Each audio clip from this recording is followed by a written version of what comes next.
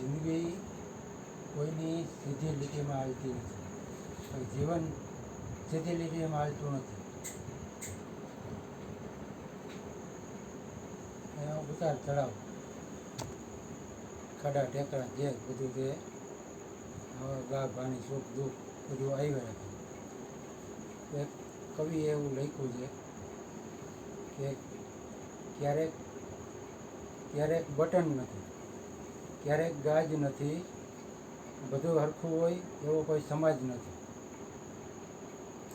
અને સમયને એવા નોર છે કે ઘા મારે, પણ સમયથી નો ભરાણા હોય એવા કોઈ ઘાવ નથી. એટલે જીવનમાં ચડાવ ઉતાર આ તે બધું હાલ્યા જ રાખે. તેનો એક બોધ કથા જેવો પ્રસંગ છે કે એક સંયુક્ત કુટુંબમાં બે ભાઈઓ રહેતા હતા, મમ્મી પપ્પા ને બધા રહેતા હતા. આ સંદેશમાં આવેલું છે, હાલો કહી દો. બરોબર છે, આપણે ચોખ્ખું જ વાત. એટલે પછી એના પપ્પા ગુજરી ગયા અને બે ભાઈઓમાં થોડાક અંટસ પડી. મોટા ભાઈએ નાના ભાઈને કાઢી મૂક્યું ઘરમાં, બધું પડાવી દીધું. એટલે ઓલાય પછી જીવન તો જીવવું જ પડે, બે પતિ પત્ની એકલા. અને એને કોઈ મિત્રએ મદદ કરી, એક ભાડે રહેવા માંડ્યા. બે એની રીતે ધંધો કરે કે મતલબ જે કાંઈ કામ થાય એ કરે ને બે પૈસાની આવક થાય ને પેટીયું રડે. એ ભાઈને ક્યાંક એક જગ્યાએ થોડીક નોકરી સારી મળી ગઈ. ખૂબ ખંતથી લગનથી નોકરી કરે તો પછી એના શેઠને એ ગમી ગયું કે ભાઈ આ માણસ સારો છે. પણ ઓલાને શું હતું કે ભાઈ તકલીફ હતી કે ઘરને આ અંતે આપણે નથી ભાડે રહેવું. તો એને બીજે ક્યાંક નોકરી સારી ઓફર હતી કે બે પૈસા વધારે મળે.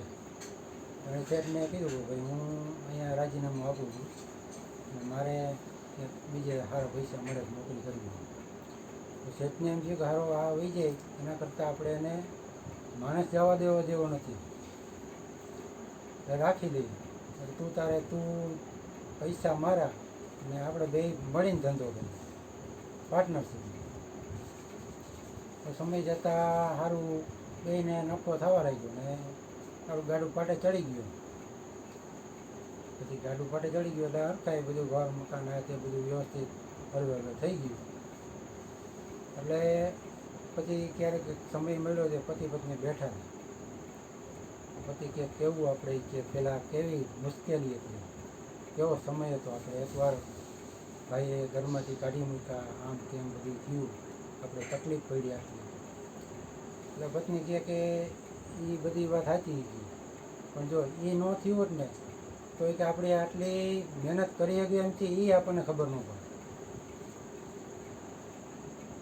કે આવી તકલીફ ન પડી હોત તો આપણે એમાંથી માણસ ડૂબે ને ભલે ન આવડતું હોય તો તરવાની કોશિશ કરે, ડૂબુડિયા બોલવા મને તરવાની કોશિશ તો કરે, ભલે ન આવડતું બચવાનો પ્રયત્ન કરે.